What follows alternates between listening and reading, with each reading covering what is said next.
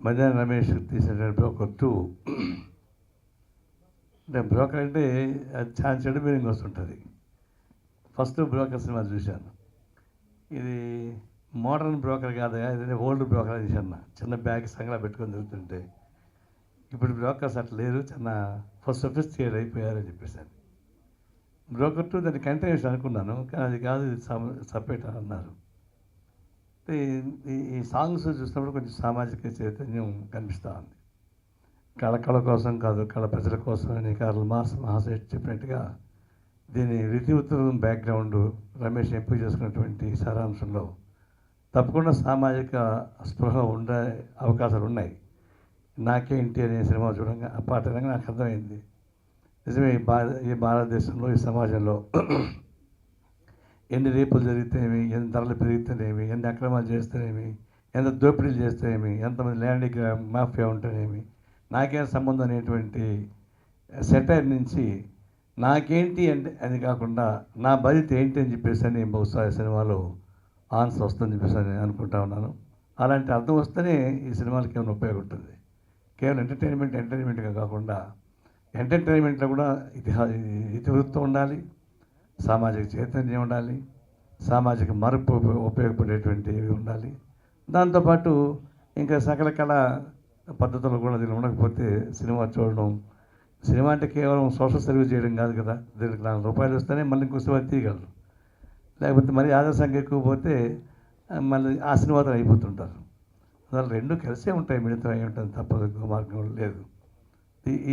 ఈ బ్యాక్గ్రౌండ్లో తీసినటువంటి సినిమా తర్వాత ఈ పాటలు చూసినప్పుడు సినిమా కూడా చాలా బాగుంటుంది అనిపిస్తుంది నేను ఊహిస్తూ ఉన్నాను.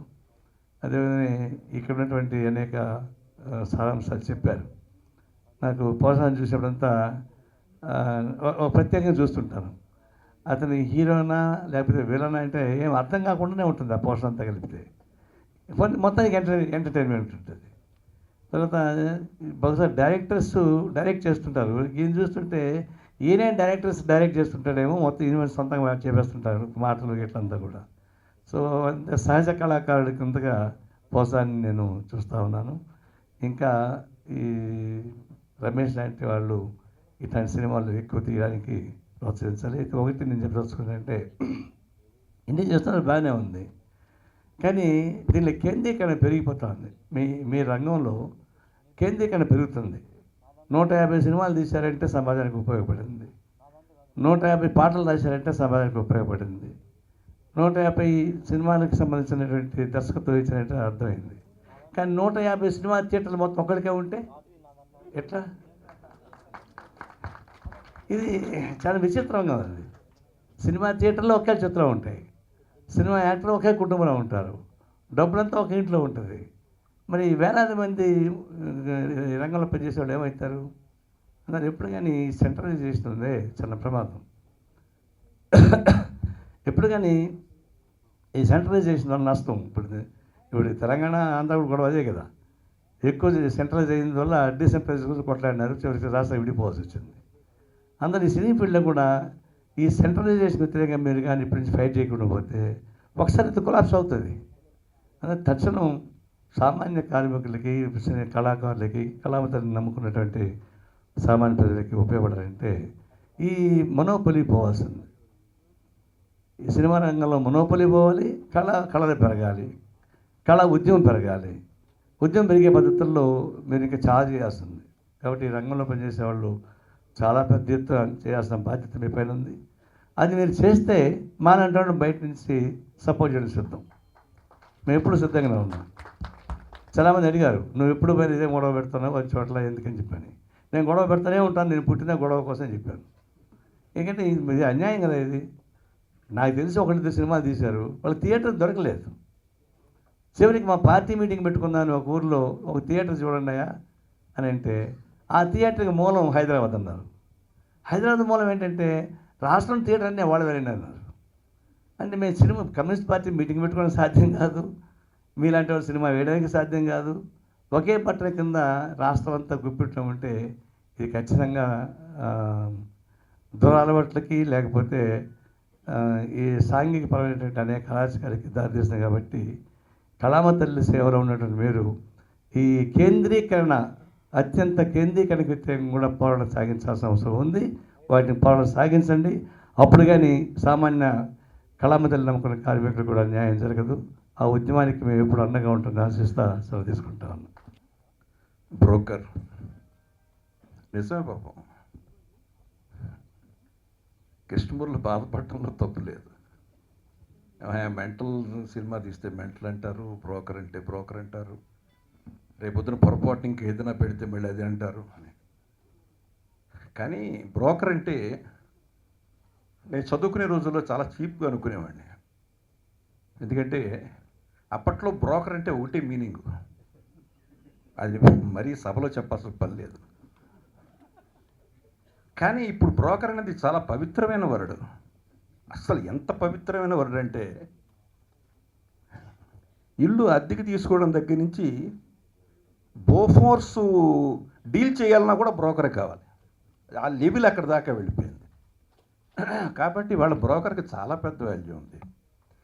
ఒక పార్టీ ఇంకో పార్టీలో విలీనం అయిపోవాలనుకున్నా, లేదా ఒక పార్టీలో ఇంకో పార్టీ టికెట్లు తీసుకోవాలనుకున్నా, లేకపోతే విడదీసేయాలనుకున్నా, రాష్ట్రాలను కూడా విడదీసేయాలనుకున్నా, ఆ బ్రోకర్ అనేది చాలా పెద్ద అవసరం. ఆంధ్రప్రదేశ్ విడిపోవడానికి కూడా చాలా పెద్ద బ్రోకర్ ఉన్నాడు. ఆ బ్రోకర్ సంగతి చాలా టైం తీసుకున్న తర్వాత నేను చెప్తాను. I'm waiting for an opportunity. ఇందాక మురళి అన్నట్టు నేను నిశ్శబ్దంగా లేను, నిశ్శబ్దంగానే ఉన్నాను. కానీ నిశ్శబ్దానికి అర్థం నాట్ సైలెన్స్. డెఫినెట్గా I am waiting for a right opportunity. సాధించేవాడు ఎప్పుడు ఆపర్చునిటీ కోసం చూస్తాడు, అవకాశం కోసం చూస్తాడు. సాధించడం అనేది నాకు ముఖ్యం, గర్జించడం కాదు. అందుకే నా శక్తి సామర్థ్యాలు నాకు తెలుసు, నా శక్తి సామర్థ్యాల గురించి జనానికి కూడా తెలుసు. నేను కదిలితే, నేను మాట్లాడితే ఏం జరుగుతుంది, ఎలా ఉంటుందని కూడా చాలామందికి తెలుసు. అంచేత సేవ చచ్చి కాదు, ఇప్పుడు నడుస్తున్న విధానాలు చాలా దుర్మార్గంగా, దౌర్భాగ్యంగా నడుస్తున్నాయి. ఎప్పుడైనా సరే ప్రవాహం పైనుంచి కిందకి కొట్టుకుంటూ వచ్చేటప్పుడు తెలివైన వాడు ప్రవాహానికి ఎదురు ఈదకూడదు, నిలబడాలి. ప్రవాహం మన కాళ్ళ కింద నుంచి వెళ్ళిన తర్వాత నడక ప్రారంభించాలి. అది నా సిద్ధాంతం. ఇక సినిమాకి వస్తే, ఈ సినిమా మద్రేని రమేష్ జనరల్గా అసోసియేషన్స్కి, యూనియన్స్కి లీడర్స్గా ఉండేవాళ్ళు ఎప్పుడు వాళ్ళ వ్యాపారాలు వాళ్ళు చేసుకోలేరు. ఎందుకంటే 35% యూనియన్స్లోనే సరిపోతుంది. ముఖ్యంగా నేను చదువుకునే రోజుల్లో కాలేజీలో కానీ, లేకపోతే తర్వాత ఉద్యోగం చేసే రోజుల్లో కానీ అలా కమ్యూనిస్టులు చూసేవాడిని నేను. కమ్యూనిస్టులు ఎందుకు చూసేవాడిని అంటే, వాళ్ళ పనుల కంటే లోకం పనులు చాలా ఎక్కువ వాళ్ళకి, దేశాన్ని చూడటం. మీకు తెలుస్తలేదు, మొట్టమొదటి ఎలక్షన్స్ 1952, అప్పుడు నేను స్కూల్లో చదువుకుంటున్నాను. ఆ ఎలక్షన్స్ జరిగేటప్పుడు మా క్లాసులో ఉన్న టీచర్ మాస్టర్ గారు అబ్బాయి 2 కాంగ్రెస్ జెండాలు సంచిగా కుట్టించుకుని చేతితో పట్టుకుని దాంట్లో పుస్తకాలు పెట్టుకుని వచ్చాడు. Election time. ఎక్కడే అని అడిగాను, బయట కాంగ్రెస్ వాళ్ళు ఇచ్చారు అన్నాడు. నేను పరిగెత్తుకుంటా కాంగ్రెస్ వాళ్ళు క్యాంప్ అంటే ఎలక్షన్కి ఈ చిన్న టెంట్లు వేస్తారు కదా, ఈ స్లిప్స్ అవి ఇవ్వడానికి, వాళ్ళు వెళ్ళి నాకు 2 జెండాలు ఇమ్మని అడిగాను. ఎందుకంటే సంచి కుట్టించుకుంటాను చెప్పాను. వాడు తిట్టాడు, నేనేదో అనబోయాను, నన్ను కొట్టాడు పట్టాను కింద. అవతల ఇంకొక చిన్న టెంట్ ఉంది, అది కమ్యూనిస్టులది. అప్పుడు భూపతిరాజు లక్ష్మీశ్వరరాజు గారు, రుద్రరాజు రామన్ గారు వీళ్ళందరూ ఉండేవారు. ఆ క్యాంపర్ పిలిచి, ఏంటి బాబు ఎందుకు కొట్టేటి? నేను చెప్పా, ఇట్లా నేను 2 జెండాలు అడిగాను సంచి కుట్టించుకుందామని. మాస్టర్ గారు అబ్బాయికి ఇచ్చాడు, నాకు ఇవ్వలేదు. ఆయనకి ఎందుకు ఇచ్చామంటే మాస్టర్ గారు అబ్బాయి అని చెప్పాడు. అంటే వాడు ఉన్నోడికి ఇస్తాడు తప్పితే చిన్నోడికి ఇవ్వడం అన్నమాట. అంటే ఇప్పుడు సంగతి చూడండి. I'm talking about 1952. అంటే నేను ఇస్తానని 2 జెండాలు ఇచ్చాడు ఆయన. నేను సంచి కుట్టించలా. ఆ జెండాకి కర్ర ఒకటి పెట్టి మా ఇంటి మీద పెట్టాను. నా జీవితంలో మొట్టమొదట తగిలించిన జెండా కమ్యూనిస్ట్ జెండా. అది చూసి మా ఎదురుగా డాక్టర్ ఏపీ గోపాలం గారు ఉండేవారు. ఆయన గాంధీ ఫాలో అయ్యారు. ఇది అప్రస్తుతమైన ఎందుకు చెప్తానో చెప్తాను. ఆయన మా నాన్న పిలిచి, ఏమైనా ఈ బుద్ధి ఉందా లేదా, కమ్యూనిస్ట్ జెండా పెట్టేవండి అని. అప్పట్లో కమ్యూనిస్ట్ జెండా పెట్టమంటే చాలా పెద్ద ఘోరం. ఎంత ఘోరం అంటే వాళ్ళకి కమ్యూనిస్టులు అంటే ఒక ఉగ్రవాదుల కింద లెక్క. నేను పెట్టలేదన్నాడు మా నాన్న. చూడదంటే ఎర్రది ఎగురుతూ ఉంది. ఇంటికి వచ్చి నన్ను కొట్టాడు మా నాన్న, మామూలుగా కొట్ల. అదే ఎలక్షన్లో డబ్బా పట్టుకుని కమ్యూనిస్ట్ పార్టీకి ఓటేయి మా నాన్న. ఆ సంవత్సరమే డాంగే గారు వచ్చారు పాలకొల్లు. పెద్ద మీటింగ్ జరిగింది, నాజర్ బుర్ర కథ. ఇది ఎందుకు చెప్తున్నానంటే కమ్యూనిస్ట్ విధానం నాకు తెలుసు, కమ్యూనిస్టుల కమిట్మెంట్ నాకు తెలుసు. ఇక్కడ కూర్చున్న వాళ్ళందరికీ అలాంటి కమిట్మెంటే బ్రోకర్ 2 తీసిన వాళ్ళకు ఉంది.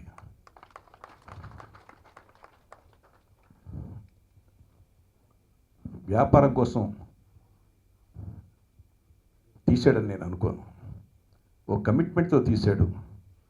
తన డబ్బులు తనకొస్తే చాలనుకుని తీసుంటాడు. బ్రోకర్ 1 చాలా చక్కగా తీశాడు. కమర్షియల్గా కూడా సక్సెస్ అయింది పిక్చర్. ఇవాళ బ్రోకర్ 2 పోసాని కృష్ణమురళితో తీశాడు. ఇవాళ మురళి మంచి ఆర్టిస్ట్గా, కమర్షియల్ ఆర్టిస్ట్గా మురళి ఉన్నాడు అంటే థియేటర్కి జనం వచ్చే స్థాయి నటుడిగా ఇవాళ అరుపైన ఉన్నాడు. అటువంటి నటుడితో ఇవాళ రమేష్ సినిమా తీశాడంటే డెఫినెట్గా ఈ సినిమా కమర్షియల్గా బాగా ఆడుతుందని నేను మనస్ఫూర్తిగా అనుకుంటున్నాను. కారణం పాటలు కొన్ని విన్నాం, ఓన్లీ పల్లవులు మాత్రం. చైతన్య ప్రసాద్ నాకు తెలుసు, ఇంతకుముందు కూడా కొన్ని పాటలతో రాసి విన్నాను, చాలా బాగా రాశాడు. అలాగే మాదాల రవి దీనిలో ఒక ఇంపార్టెంట్ క్యారెక్టర్ వేసి అన్నాడు, చిన్నదైన. అలా అందరినీ కలుపుకుని కేవలం ఏదో మనం కూడా అందరితో పాటు ఒక సినిమా తీద్దాం, అందరితో పాటు మనం ఒక సినిమా తీద్దాం అనకుండా ఒక కమిట్మెంట్తో తీసినటువంటి ఈ సినిమా తప్పకుండా ఘన విజయాన్ని సాధించాలని. ఎందుకంటే దీని వెనక ప్రజానాట్య మండలిలో కమిట్మెంట్ ఉన్నటువంటి వ్యక్తులు ఈ దీంట్లో ఉన్నారు. అటువంటి వాళ్ళు చాలా గొప్ప సినిమాలు తీశారు. నేను ప్రజానాట్య మండలి కాకపోయినా ఇంచుమించు నా శిష్యులందరూ ప్రజానాట్య మండలిలో ఉన్నట్లు గాయకులు, రచయితలు. కాబట్టి ఒక కమిట్మెంట్, ఆ కమిట్మెంట్ తోటి సినిమా తీయడం జరిగింది. కాకపోతే ఇందాక నారాయణ గారు అన్నట్టు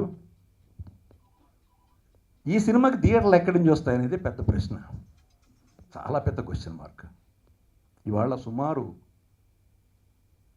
200 పైన కాపీలు వచ్చి ఆడియో ఫంక్షన్లు చేసుకుని రిలీజ్ కోసం ఎదురు చూస్తున్నాయి. ఎప్పుడైనా పొరపాటుని ఒక పెద్ద పిక్చరు మధ్యలో 2 వారాల గ్యాప్ ఉంటే మొత్తం ఒక రోజుని 15 సినిమాలు విడుదలవుతాయి.